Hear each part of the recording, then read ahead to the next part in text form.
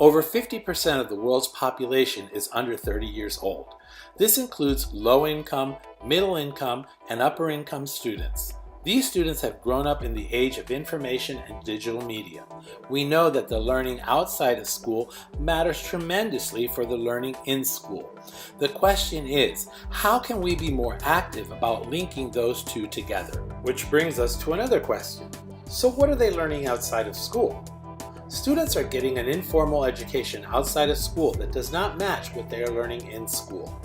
They are learning and practicing 21st century skills, learning about and becoming more tolerant to diverse points of view and different ways of looking at things, learning about and using new technologies and apps, using their creativity in real-life situations, and acquiring communication skills in reading, writing, listening, and speaking.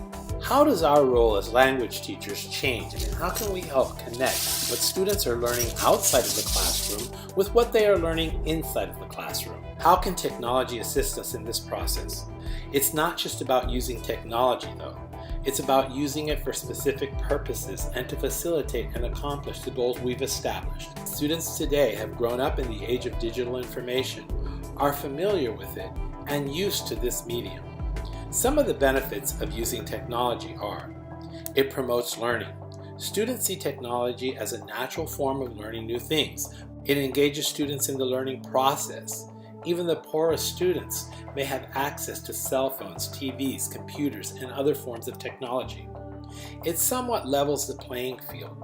When all students have access to technology, even lower socioeconomic students get to learn about and experience things that may not have been possible in the past.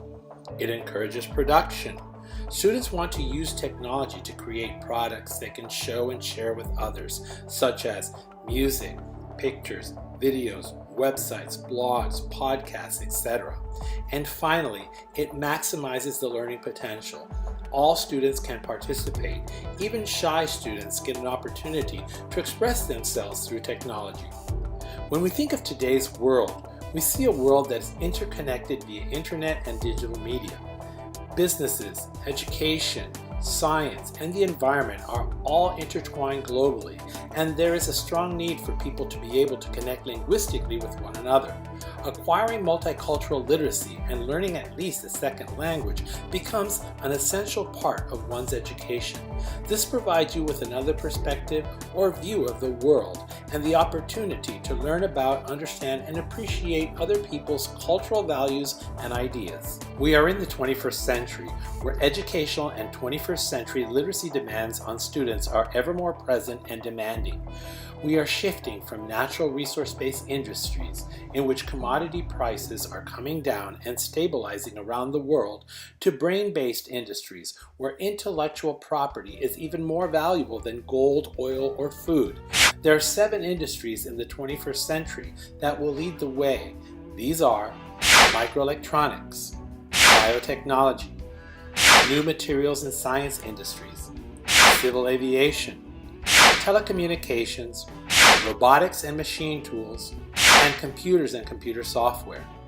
These 7 industries require high levels of mathematics, science, communication skills, collaborative, creative, and problem-solving abilities. This shift in paradigms from natural resource-based to brain-based industries, from the Industrial Revolution to the Digital Age Revolution, and from the Age of Enlightenment to the Age of Information, creates new demands on today's students and language learners. It also creates a need for lingua franca, a language in which one can communicate effectively worldwide. The common denominator, though, for everyone globally is that these are man-made brain-powered industries. For example, IBM, Intel, Google, Microsoft, Apple, Facebook, Amazon, eBay, etc. In today's world, these industries have no natural home. They can be anywhere in the world and are location-free. They require a skilled workforce, and anyone can conduct business remotely from literally anywhere on the globe via the internet or other forms of telecommunications. The competitive edge for any country in the 21st century will be the skills and education of its workforce. Countries such as those in Latin America, whose economies rely heavily on commodities, must invest in educating their workforce with the necessary skills to do 21st century jobs, or import workers from other countries to do these jobs. Although learning any second language is a wonderful thing, most people in today's globalized world who speak another language other than English would most likely select English to learn first because it has been selected as the lingua franca and is recognized internationally as the language of business and science. Thus, multilinguistic and multicultural literacies become even more important for students in today's world and global economy. 21st century language learners must learn to appreciate and interact with people of different linguistic and cultural backgrounds, understand and better address global issues that affect everyone worldwide, work collaboratively with diverse countries, cultures, religions, and lifestyles, encourage understanding of other nations, their interests and values, and communicate effectively in more than one language in all areas of communication: reading, writing, listening, and speaking.